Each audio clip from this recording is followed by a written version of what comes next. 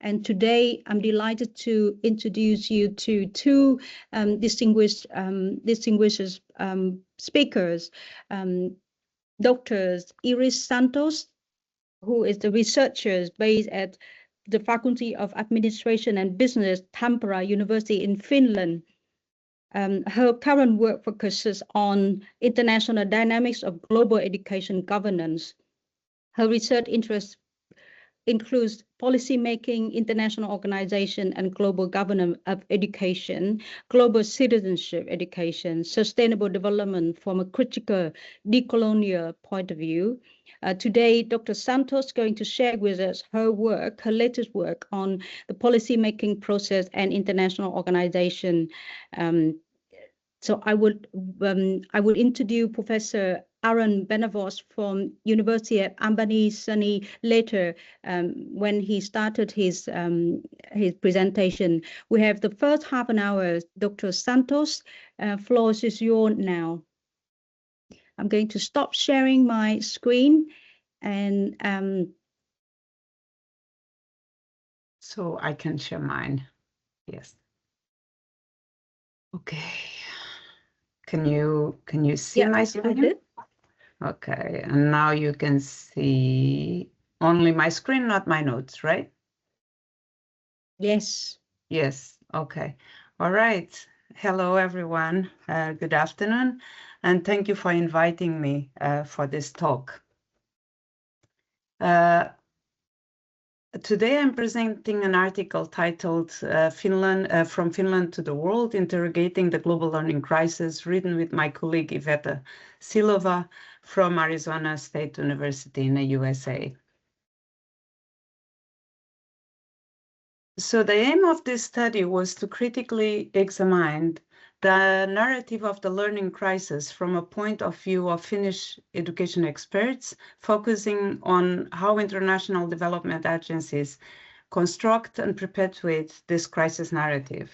The data was collected from interviews to 23 Finnish education experts affiliated with UNESCO and UNICEF and the World Bank, as well as through the analysis of international organizations' reports and websites. And we performed qualitative content analysis to both data sets. The decision to focus on Finnish education experts was intentional, given Finland's international reputation for education excellence and strong tradition in involvement in cooperation and development.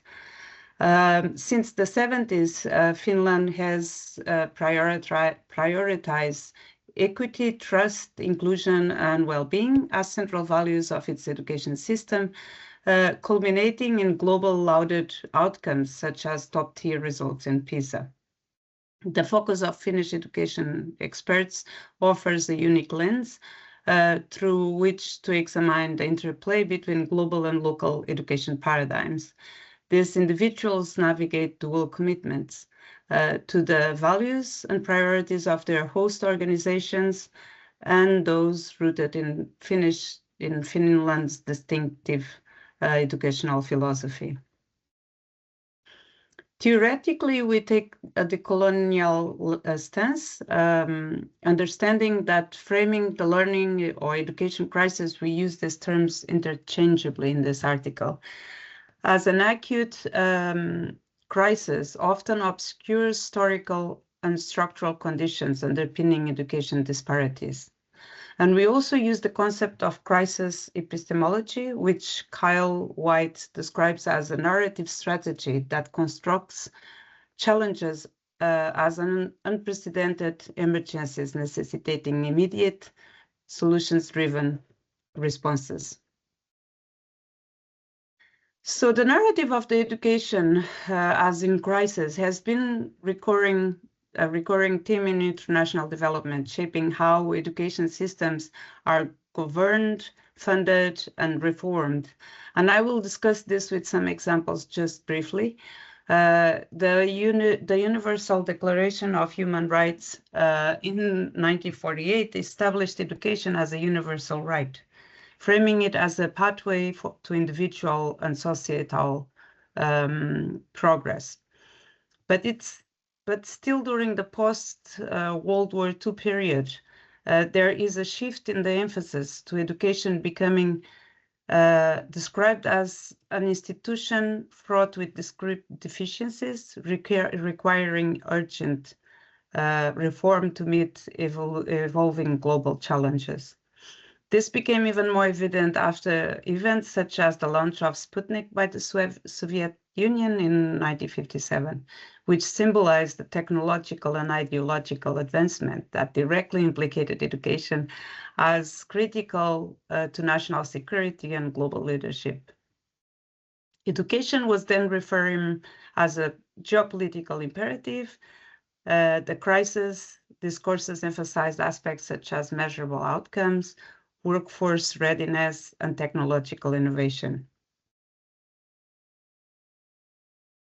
By the time that the first international conference on a world crisis in education convened in 1967, the rhetoric of global education interdependence was fully institutionalized. And such conferences exemplified the growing consensus that education crises were not only national concerns, but global challenges requiring coordinated international action. This sentiment has been incorporated in the operations of organizations such as UNESCO, UNICEF, and the World Bank, which have used crisis narratives to mobilize resources, get global benchmarks, set global benchmarks, and influence national education policies. The World Declaration of Education for All sets the ambitious vision. Every person, child, adult, or youth, shall be able to benefit from educational opportunities designed to meet their basic learning needs. And these needs are acknowledged, and knowledge are such as writing, reading, and maths, and tools such as skills, values, and attitudes. While positioning themselves at the center of the global education complex, international organizations are often seen as key actors with the resources and the capacity to mobilize, coordinate, and facilitate efforts to address issues like the so-called learning crisis in education. Reports from UNESCO and the World Bank exemplify well how this crisis rhetoric is used to sustain a sense of urgency.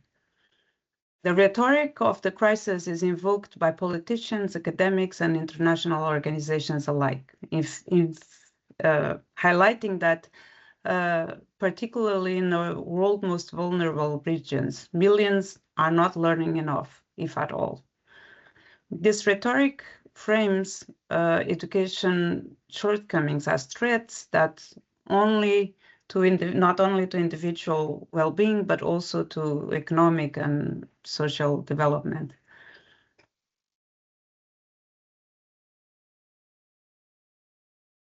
So with this introduction finalized, we move to the findings of this study that is in this article.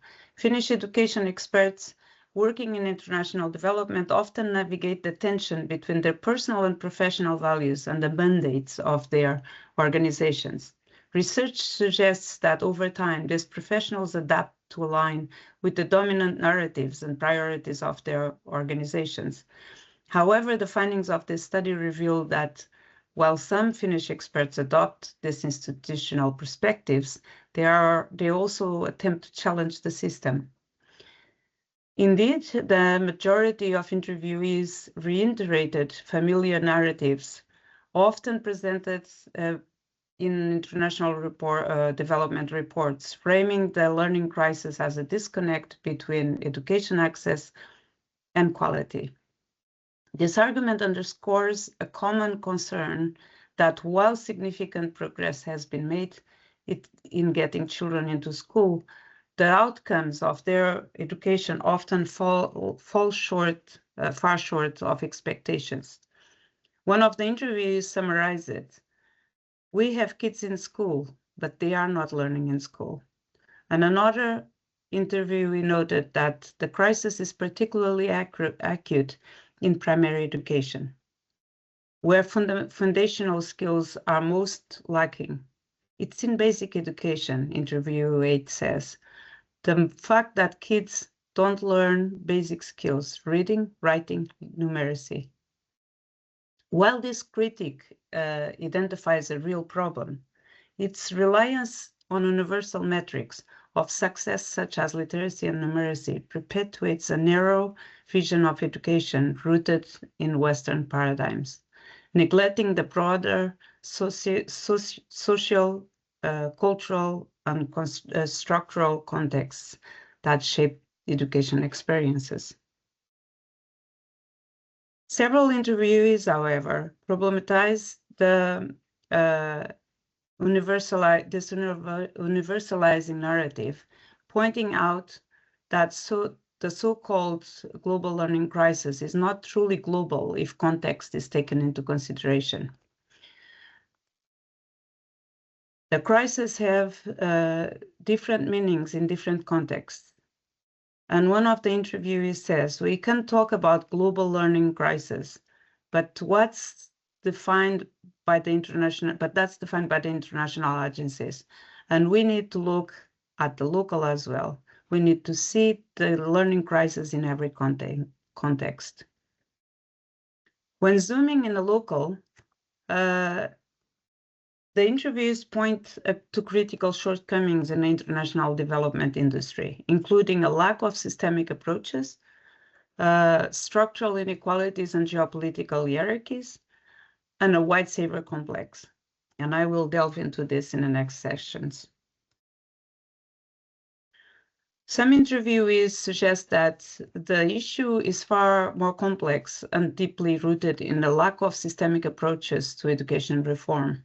This is especially common in contexts where rapid pushes to increase school enrollment were not followed by the necessary infrastructure or resources, such as teachers not well prepared and qualified, plus poor salaries and also poor work conditions and lack of recognition of the profession.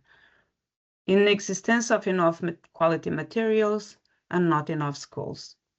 Reflecting on their experience, one of the interviewees argues, there was a lot of push, partially from the MDGs, to getting kids into school, but there wasn't the full consideration. There aren't enough resources to accompany that massive growth of in access. So we have ended up with too many children in schools with not enough teachers who aren't educated well enough. So the teachers lack their skills, and then we don't have enough schools.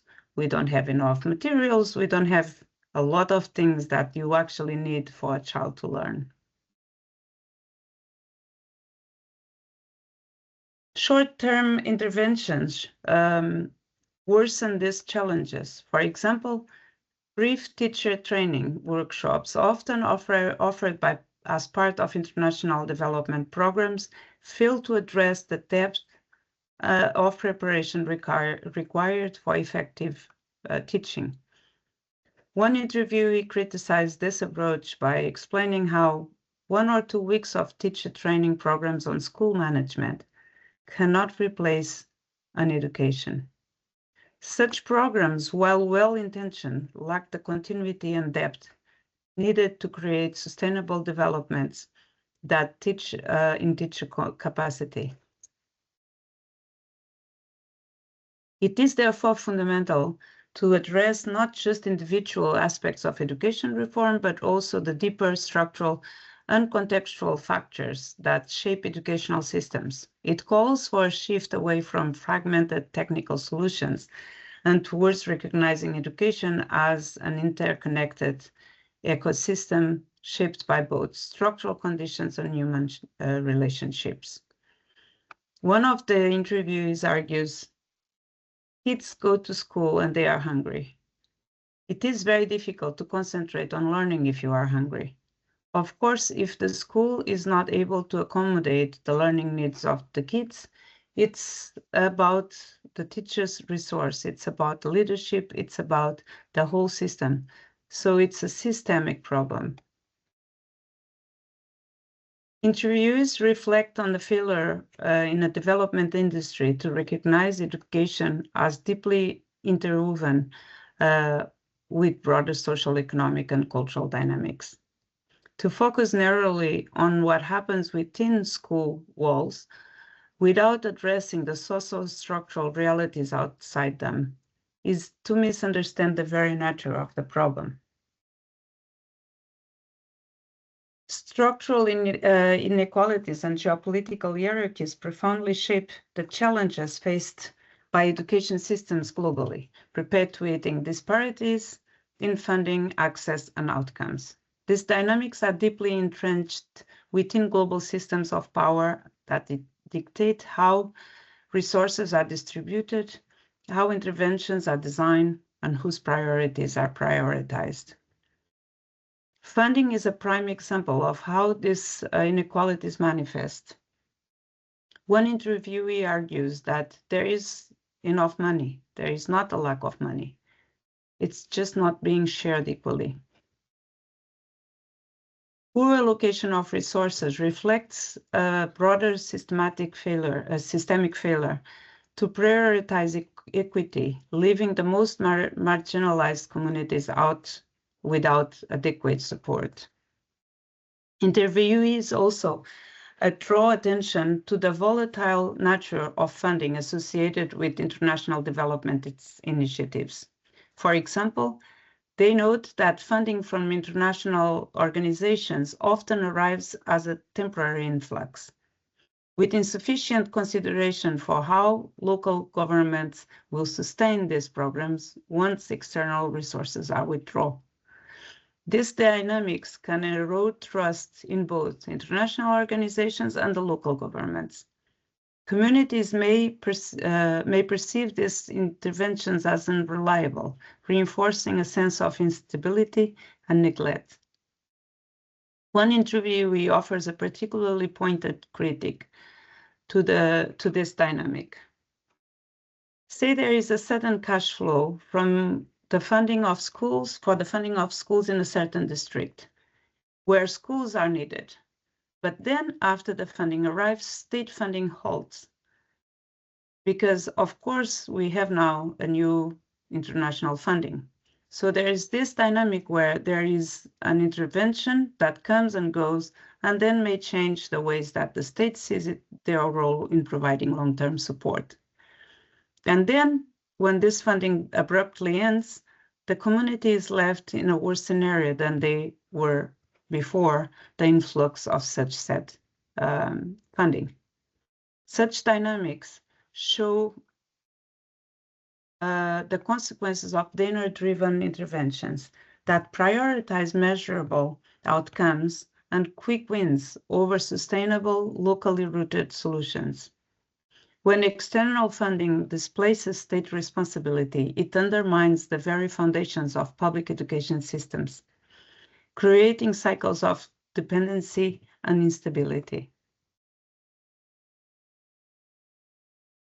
The inequitable distribution of resources reflects but one facet of the broader structural inequalities that underpin the international development industry. As the interviewees noted, these inequalities are deeply embedded within societal hierarchies that prioritizes certain groups while systematically excluding others. Reflecting on their work in the Asian context, one interviewee explains how these dynamics are normalized. In this region, the global learning crisis means that anyone who is in a weaker position is left behind. And that's the status quo, and that seems not to change. This testimony highlights how systemic exclusion is not merely a byproduct of education systems, but a fundamental feature of their design.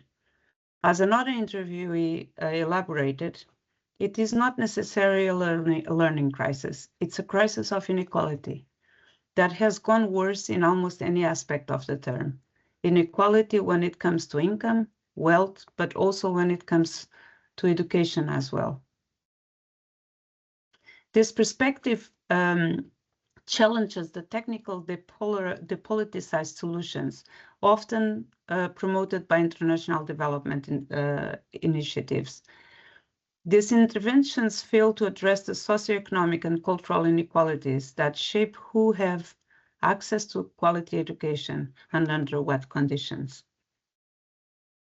As a result, the result is a perpetuation of the very hierarchies that these initiatives claim to dismantle.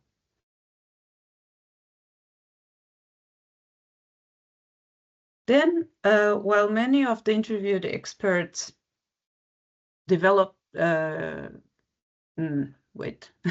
showed the critical awareness of the complexities and challenges featuring international development dynamics, their perspectives reveal an underlying paternalism or a white savior mentality that either implicitly or explicitly undermines local agency. For example, one expert highlighted the need for development agencies to help the ministry change their processes and make the ministry listen,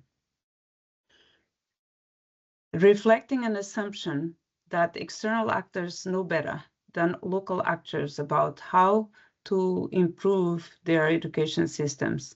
While this approach might seek to build long-term sustainability of education reforms, it reinforces a framework where international consultants take the role of knowledgeable advisors, while governments are positioned as incompetent and passive recipients of guidance. Another expert agreed that international organizations should have this kind of more elevated role in terms of coordination, in terms of trying to find the best possible solutions. This paternalism is further echoed in the narratives of incapacity building. For example, one interviewee acknowledged the slow, painful process of developing the capacity of ministries, as well as training teachers and providing materials. Providing materials.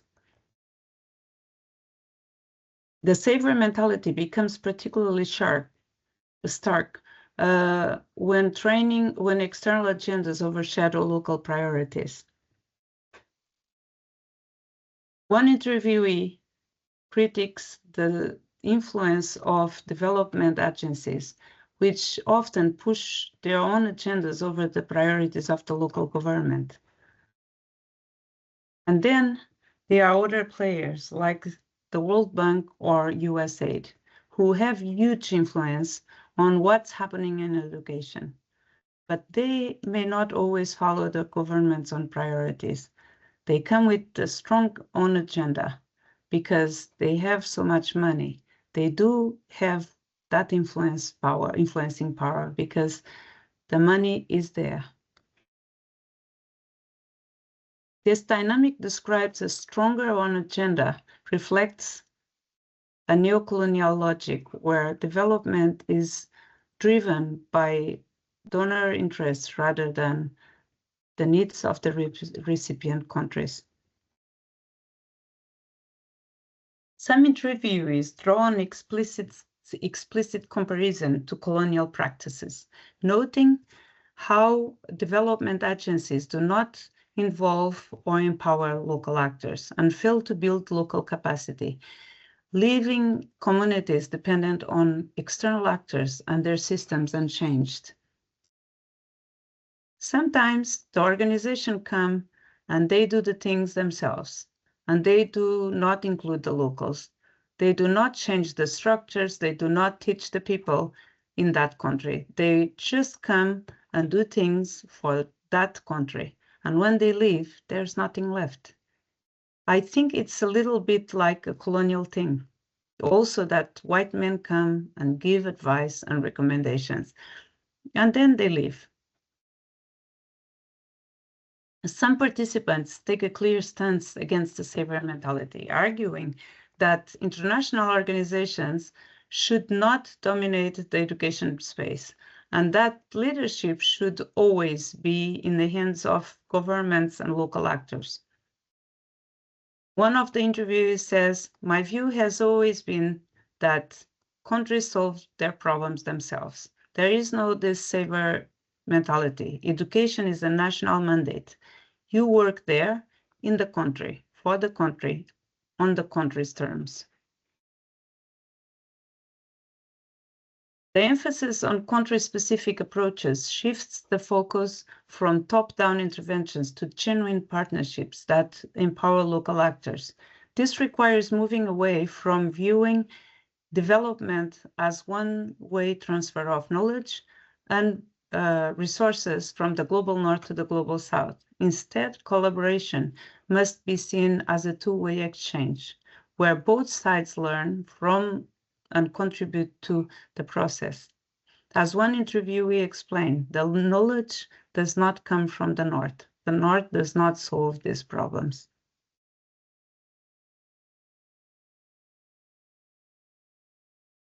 Finally, in addition to centering local leadership, some interviewees highlight the potential of international organizations as spaces for fostering dialogue and facilitating the exchange of ideas in multiple directions. This role, however, must evolve from merely bringing together disparate voices to actively supporting the co-creation of knowledge and solutions. Sharing information, what is happening here, there, what's happening here, to really building this kind of global knowledge and share it. By creating platforms for dialogue, these spaces could move beyond superficial consultations and meaningful collaboration, where local expertise shapes global strategies and vice versa. So now just briefly some conclusions. The perspectives of Finnish experts working within international development agencies illuminate a critical tension between the narratives they adopt and the systemic realities they encounter, while their alignment with institutional frameworks reinforces the dominant framework of the learning crisis as an issue of access and quality. Their reflections also expose cracks in the narrative that point to the deeper structural and geopolitical inequalities underpinning global education systems.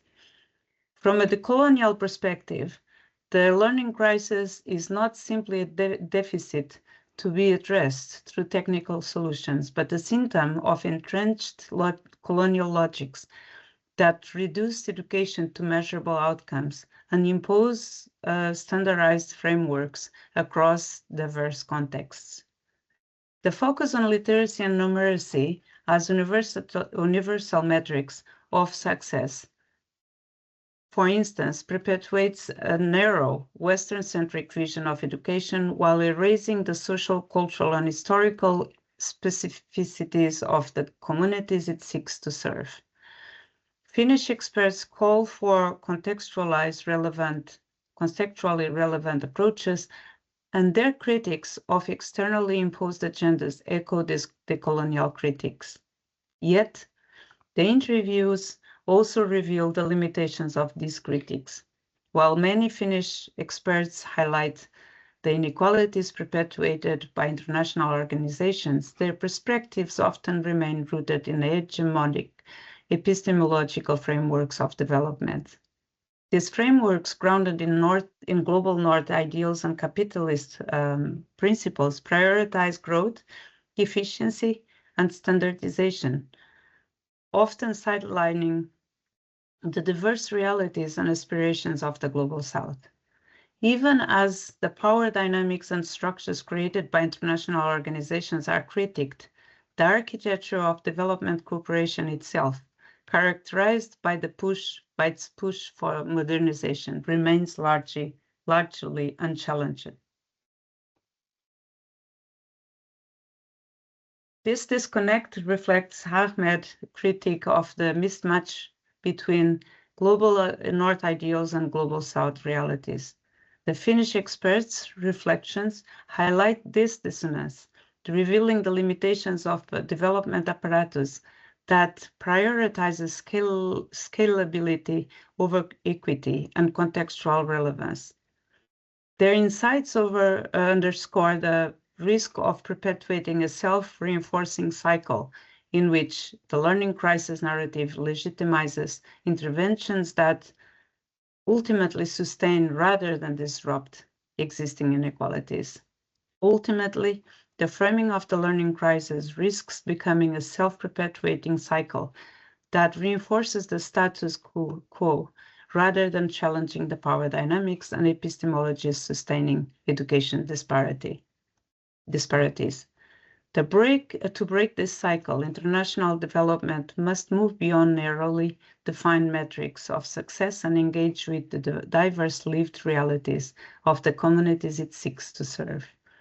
This reimagining requires a shift from imposing global solutions to co-creating locally grounded, globally informed futures that prioritizes equity, inclusion, and the decolonization of knowledge and practices.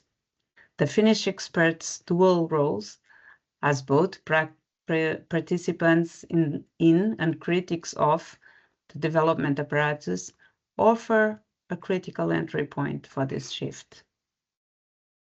Here's some references, and thank you very much for your attention.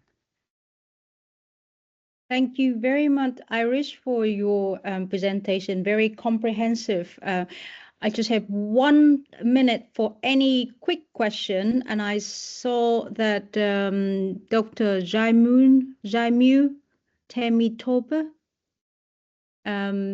did you raise your hand earlier? Or it's just a mistake? Sorry. Are you there? I can still see your hand up. If you're not there, I just abuse the role of a chair. I would like to ask Iris about the research method. You mentioned at the beginning that 18 Finnish experts that you interviewed. So all the 23, but they are all from Finland. They are all from Finland. And they're all working in different organizations. Yes, actually, this is part of a bigger study that we did for the Finnish Ministry for Foreign Affairs. And for that, we also interviewed people working in other international organizations, such as non-governmental organizations. Yeah, but for this paper, we only used the ones working in UNESCO, UNICEF, and World Bank as intergovernmental organizations. Yeah, and they all from Finland. And they are all Finnish. Yes, they are all from Finland, and I cannot specify much more because there is like 30 people working from Finland in this organization. If I describe them more, we know who they are. Where the data sort, because they were very interesting data. But thank you very much. If you have any other question burning to ask, you can ask now, but otherwise, please do use the chat. And I would like to introduce Professor Aaron Benavot. He has a long professional career in comparative education research, and he has been leading an organization called Global Monitoring Report, GEM, the Global Education Monitoring Report, GEM, for a number of years, and he has long career in working with government and global education policy making. Today, he shared with us both the history of the concept learning or education crisis, as well as the role of international organization plays in constructing as well as resolving those crises over a few decades. Professor Benavot, floor is yours. Would you like me to share the slide, or you can share it by now? Yeah. Yes, thank you, Iris. Can you go to the beginning of the presentation, Neris? Great. So thanks so much, Kay-Ann, for your very kind introduction, and also for the invitation to make a presentation here. I, as noted, have worked, as it were, in the belly of the beast at UNESCO headquarters for on and off for about 8 years, mainly in the context of this Global Education Monitoring Report, first as a senior analyst and then as the director. So many of the insights that I have are from that experience, and so I'd like to share them with you. I really appreciate the previous presentation that provided, I think, a broader theoretical and epistemological kind of perspective and critique of some of the issues that I wish to look at more from a partly technical, but in some sense, social construction of reality, how we got to this place that we make reference to a global learning crisis and how certain kinds of solutions are being promoted. Next slide, please. So my presentation is to say just a few words about this idea of accelerated learning, which many of you are quite familiar with, and then a little bit what is meant often by a global learning crisis, at least in terms of the evidence. And I wish to spend a little bit of time talking about global learning metrics, which in many ways are a tool by which this notion of a learning crisis has been constructed and how we came about a global learning metric, which is not an insignificant matter in and of itself, and then some critical reflections at the end of my talk. Next slide, please. So as many of you know, ideas around accelerated learning have been around for quite a while.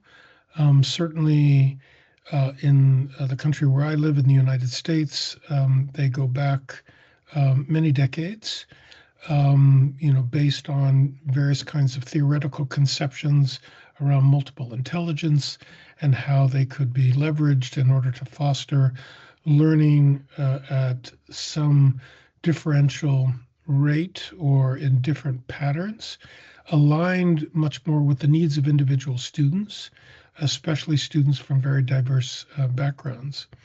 It's important to keep in mind that this idea of accelerated learning isn't just a reform that was promoted by academics and researchers in the US, but it was embraced in part by the federal government, and resources from the federal government, which doesn't happen too often, by the way.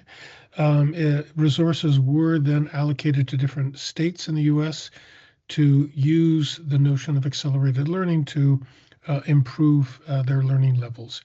Many of the ideas that originated in the US then disseminated to other parts of the world, not to say that there weren't other ideas in conjunction with those in the US, but certainly the dynamic from the US had an impact on many other parts of mainly the global north. It is important to note when this idea gains recognition by an international agency, and in particular the World Bank. And we see the embracing of this idea of accelerated learning in the aftermath of the COVID pandemic, and in particular a report that talks about learning recovery to acceleration, which is based on a review of what countries, or at least 60 education systems, did in the aftermath of the COVID pandemic to try to recover and accelerate learning, given the disruptions that had occurred in the school closures. And in particular, this report talks about something called the RAPID framework, which stands for reaching all children, assessing learning, prioritizing fundamentals, increasing the efficiency of instruction, and developing social psychological health and well-being. And in some ways, this RAPID framework was meant to be a platform for countries to promote some kind of accelerated learning strategy in their individual countries. And much of this is, because of the nature of the World Bank, is being directed at countries in the global south. Next slide, please. So let me shift now to speak a little bit. I think Iris did a wonderful job in talking about the deeper roots of this idea of a learning crisis. I'm just going to point to a few other kind of historical conjunctions in which we often make reference to, at least in the literature of comparative education. There was a comparative educationalist, Philip Coombs, who wrote about the world educational crisis, both in the 1960s and the 1980s, mainly with reference to the Global South, and mainly in reference to enrollment and access, less about quality. But we can also see in individual countries such as the US and Germany, the use of the term crisis or shock to make reference to the appalling state of affairs in education, and in particular around learning. We talk about the PISA shock in Germany. We talk about, a nation at risk, which had a huge impact in the US in terms of fostering all kinds of reforms at many different levels. As Iris mentioned, in 2013, the Global Education Monitoring Report, in its thematic report on quality education, also highlighted a global learning crisis, estimating for the first time that about 250 million children could not read, write, or count well, and that nearly 750 million adults lacked basic reading and writing skills. So this was the kind of evidence that was being used in order to kind of create the idea of a global learning crisis. How they arrived at these estimates at the time is not something I'd like to go into, but I do also wish to talk about a very important report in 2018 by the World Bank that's titled Learning to Realize Education's Promise, that here too the narrative around the learning crisis, especially in countries in the Global South, is a pervasive part of the text. Schooling is not the same as learning.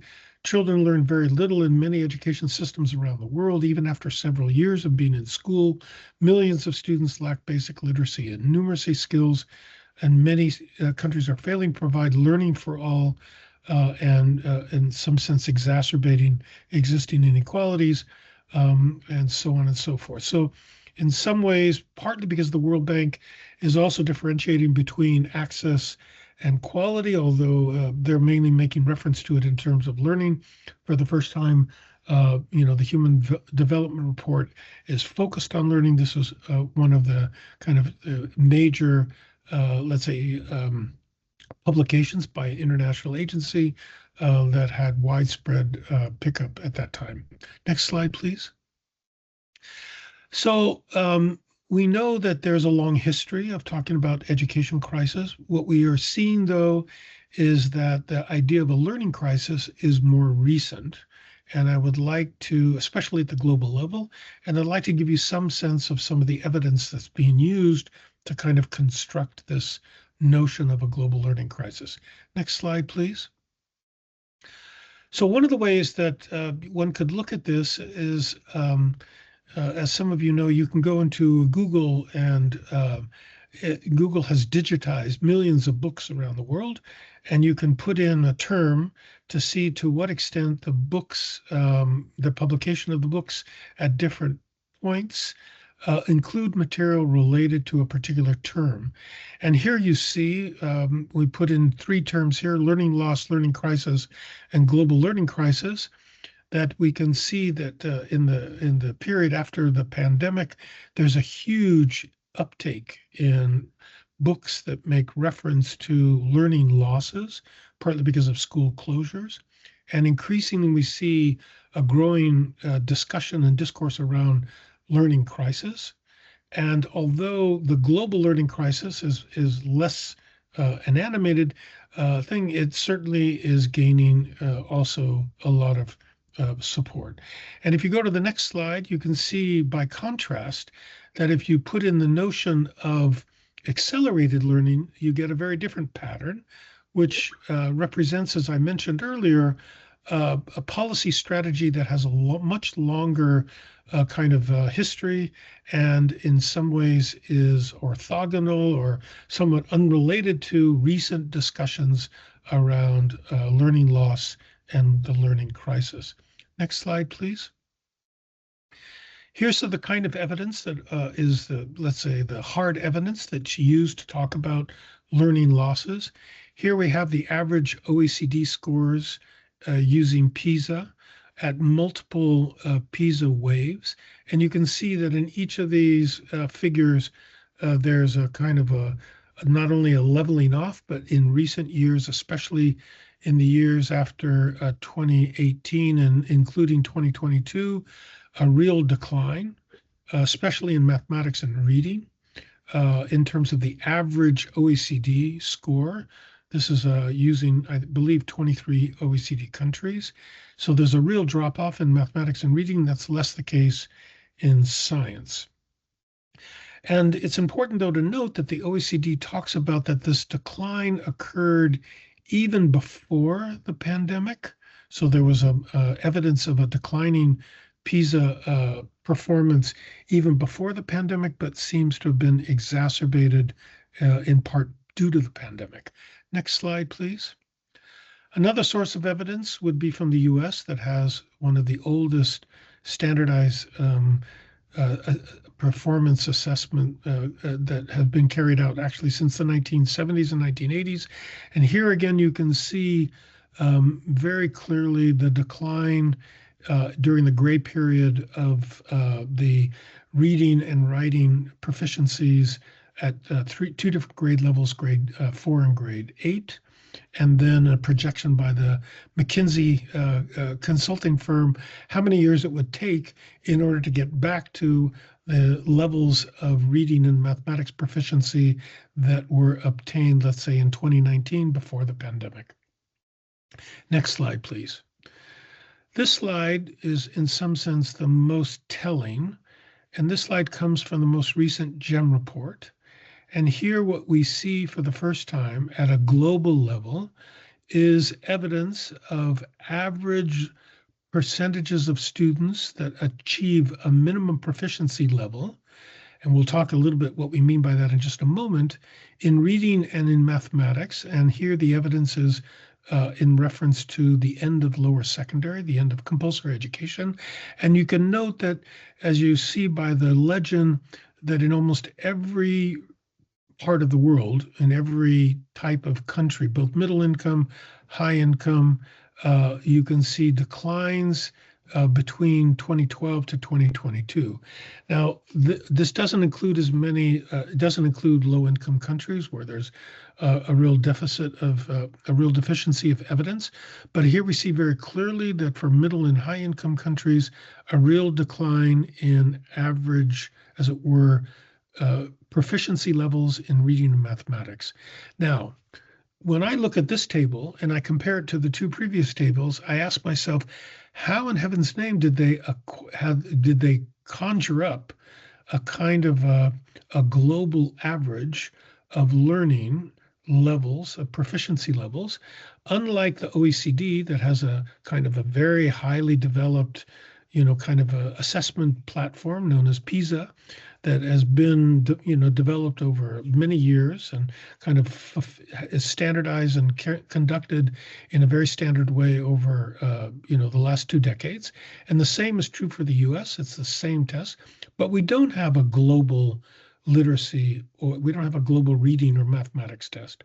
What we have are these numbers, and the question is, how in heaven's name did they arrive at these numbers? And that's what I would like to start to deconstruct here. Next slide, please. So the point that I wish to make is, next slide, please. There's been, back to the previous one. There's always been variation in learning levels. That's not something new. We see that for decades. What is new is that for the first time in the last, especially in the last decade, the World Bank and the UNESCO Institute for Statistics are creating global learning metrics in which the learning levels of students of all countries around the world, regardless of their income level, their education system, their historical, cultural background, are all being placed on a single scale, or what is sometimes referred to as a progression. And that these, the rankings of countries on this scale is being deployed as a way to motivate action among education reformers and donor agencies to some extent, and other policymakers, and to mobilize the media to name and shame countries about the poor quality of education in their countries. So here we see that in many ways, in order to understand the idea of learning loss and global learning crisis, we need to understand what are the conditions that led to the creation and institutionalization of these global learning metrics. Next slide, please.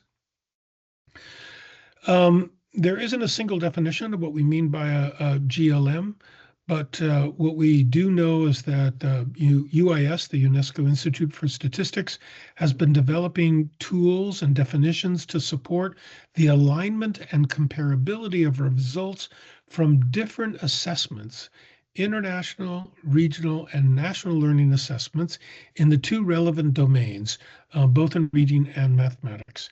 And this would be based on a nationally representative assessment or a sample in each country, but to the extent that they can there can be aligned with a kind of a universal metric, that would be the way to bring in those scores. Next slide, please. So, this idea of constructing a global learning metric is very new.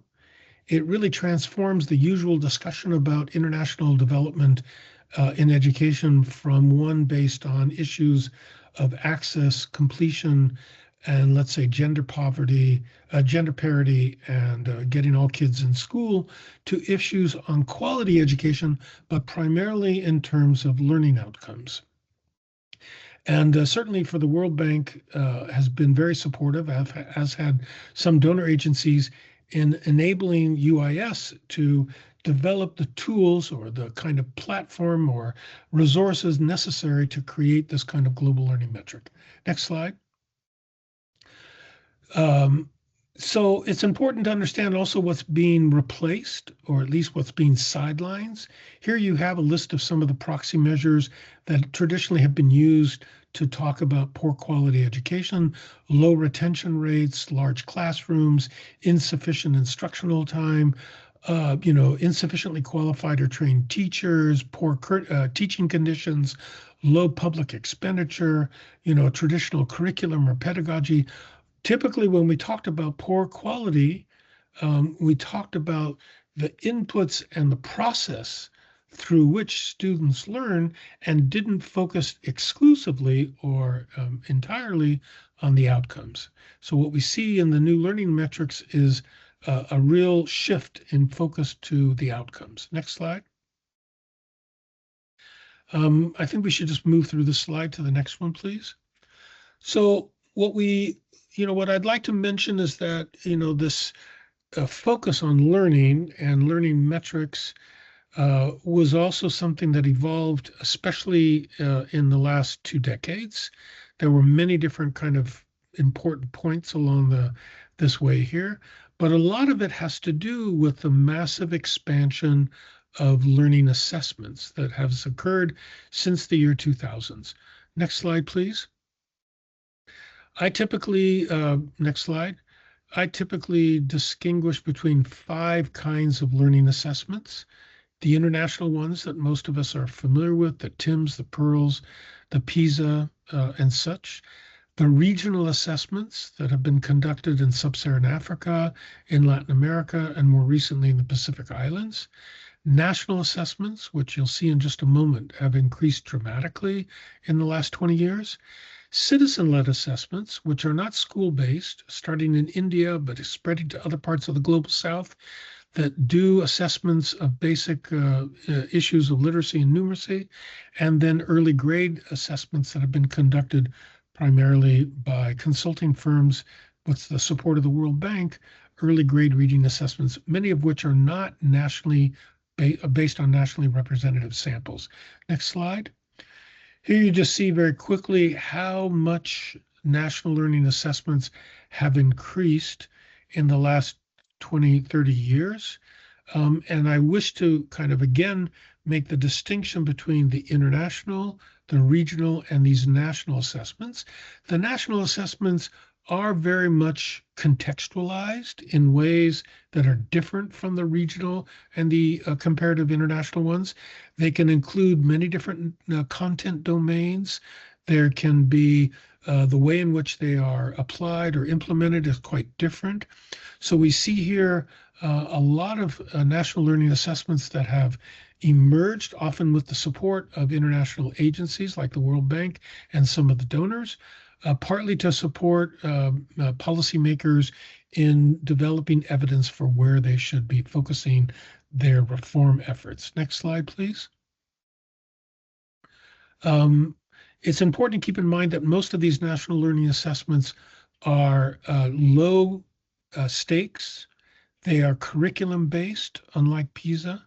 They tend to focus on cognitive outcomes, and they basically ask a simple question: have students learned what they should have been taught and learned in the classroom? In other words, do they know what they should have been taught in a particular subject area? They are mainly administered by national ministries of education or national research institutes. The funding, though, can come from multiple sources. Next slide. It's also important to keep in mind that we can assess student learning in many other ways using formative assessments, not just the kind of assessments that I've just mentioned. There are lots of high stakes assessments, examinations that are used in many different systems, inspections, but most of the evidence that looks at learning tends to focus on summative assessments that are low stakes. Next slide.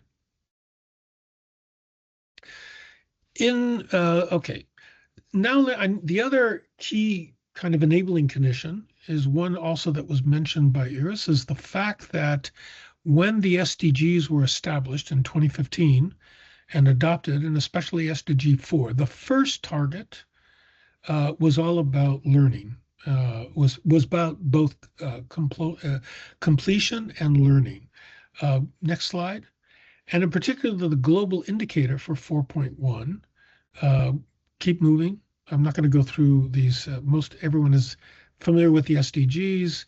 They're familiar with SDG 4. Right here, stop. Notice that the global indicator for target 4.1, which is to ensure that all children, all girls and boys complete free, equitable, and quality primary and secondary education leading to relevant and effective learning outcomes. The indicator is all about the percentage of children and young people at the end of each level of education that achieve a minimum proficiency in reading and mathematics. Let's move on. That's the key point here. Next slide. Next slide. So what we see in the SDG, the global goal on education, is very much a learning agenda. It is, I didn't go through it, but there are many other targets that talk about learning outcomes, not just about foundational skills. So the SDG 4 presents actually a very broad learning agenda. For the first time in international policy history, it talks about things that are meant to be lifelong and life-wide, and it talks about learning proficiencies in a wide range of subject domains, in a wide range of skills and competencies. Having said that, most of the effort of the international agencies, and in particular the World Bank and the Global Partnership of Education, have been focused on a very narrow learning agenda, which is, do students develop adequate foundational skills, primarily in reference to target 4.1. And so almost all the money and most of the effort has been focused on developing how we can combine on some kind of global learning metric evidence about basic foundational skills. Next slide. Next slide. I'm not going to go through this, but just to give you an idea of all the many steps that have been undertaken, both by the high-level committee that oversees SDG 4, by UIS, all the different kinds of frameworks, conceptual frameworks, what's called metadata, in order to find ways to calibrate the results of different assessments into one single global learning metric. Next slide. So I'm just going to show you very quickly what this looks like. Next slide. One way to think about this, next slide, is that the main point is that these assessments that they're trying to harmonize really differ in terms of their design, the kinds of items that are included, even the knowledge domains that are put together. They even have different kind of sampling designs, the quality assurance. There's lots of things that make some of these assessments higher or lower quality. Next point, next slide. But what UIS has tried to do with the support is to see, as you can see in this slide, above are the different assessment platforms: PISA, TIMSS in mathematics and science, PEARLS in reading, PASEC is in sub-Saharan Africa, TIRSE is the Latin America SACMEC. And so what they've done is they've taken the proficiency levels in each assessment and devised the harmonized one on the far left. That's the global learning metric. So you can see that there are 8 levels from level 1 to level 8. And what they've tried to find a way to do is to use the evidence from each assessment and to put it on a global scale.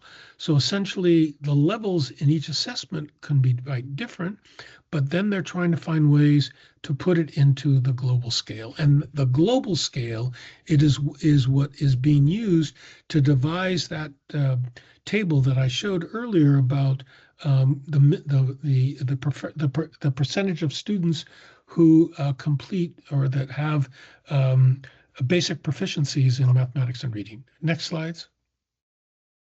Please continue. Please continue. So based on this kind of evidence, you know, the UIS some years ago said, you know, essentially 600 million children and adolescents will not reach a minimum proficiency level in reading and in mathematics, to give you an idea of the scale and scope of what they've done. Next slide. Next slide.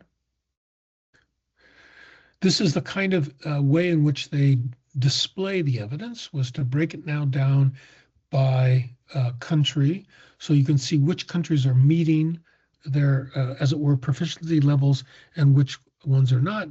And notice how few countries no longer have no data, partly because these are the countries that there are no assessment data that can draw upon. Next slide. Next slide. So I'd like to now conclude based on part on some of what I've presented here. Next slide. So what we've seen is that learning has become central to the international policy agenda, primarily through SDG 4. And in particular, although there's a broad agenda embedded in SDG 4, most of the efforts in financing and prioritization has gone for target 4.1 that talks about minimum proficiency levels of students at 3 points in the education system, grades 2 and 3, the end of primary and the end of lower secondary, in 2 knowledge domains exclusively, or 2 skills, reading and mathematics. Next slide. So in some sense, what UIS and the World Bank financing have been able to do is create a metric that would have been unthinkable some years ago. And it is based on these metrics that we're able to pinpoint or make statements like most students in the global South cannot read or write a simple sentence by the end of grade 3, like 60%, or 60% of the students in grade 8 cannot do a 2-digit kind of calculation. Those statements that are often become stylized facts and have animated much of the discussions, let's say, the Transforming Education Summit some years ago, and in many other international meetings since, are all based on these global learning metrics that have been devised in particular over the last 10 years. What we do see very clearly is that other knowledge domains and other complex learning outcomes are not being assessed. We know very little about areas like the social sciences, about geography, history, social studies. We know nothing about many of the 21st century skills. And in some sense, the fixation on the foundational skills has marginalized or placed on the side any attempts to put together a more holistic or comprehensive view of what students may take from their experiences in schools. These assessments also convey a very deficit model in which only certain learning is being valued and other kinds of learning, not only learning in school, but also informal or non-formal learning outside of school, is being either undervalued or devalued. And we also can see evidence of a lot of unintended consequences that many schools and school districts are using in order to increase their test scores on some of these assessments as a way of indicating, as it were, the improvements of their students, even though no such improvements have taken place, or teachers or schoolmasters may disinvite certain students from taking the assessment when they know it's going to be held. Next slide. So generally, these global learning metrics reinforce a view that educational progress and learning outcomes can be easily measured and quantified, which is not the case. They only partially correspond. I think Iris made this point very clearly. They correspond very much to a kind of an international, very much a global standardized view of what should be the content of national education systems, and they don't necessarily represent the priorities and the education sector plans of the countries. They can be used as a basis for sanctioning or reducing aid to countries that are not making efforts to measure learning. So it isn't simply a technical activity, it's very much a political activity that has many different policy ramifications. Next slide. We also know that the funding for these kinds of assessment exercises is typically coming from external sources.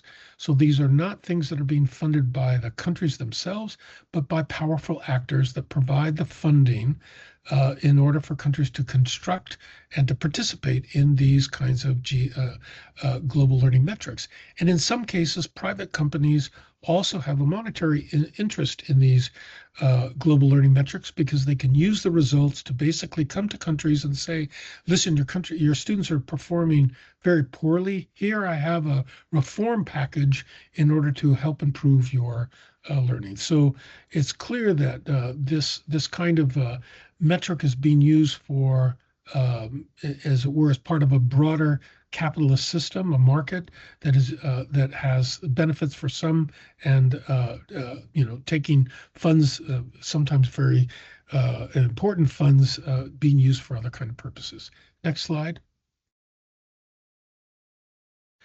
So finally, it's clear that in this new environment in which we've created through various kinds of technical agreements a platform that we measure learning in some very narrowly defined skills, reading and writing, that in the context of the COVID pandemic and the closure of schools, and more recently, by the way, in relation to the effects of climate change that are also being used in a very similar way, that a lot of schools are being closed because of extreme heat or flooding, that in some sense, all of this is being used to further construct this idea of a global learning crisis that needs to be, and now we have evidence of it, and that this needs to be addressed through a comprehensive policy solution.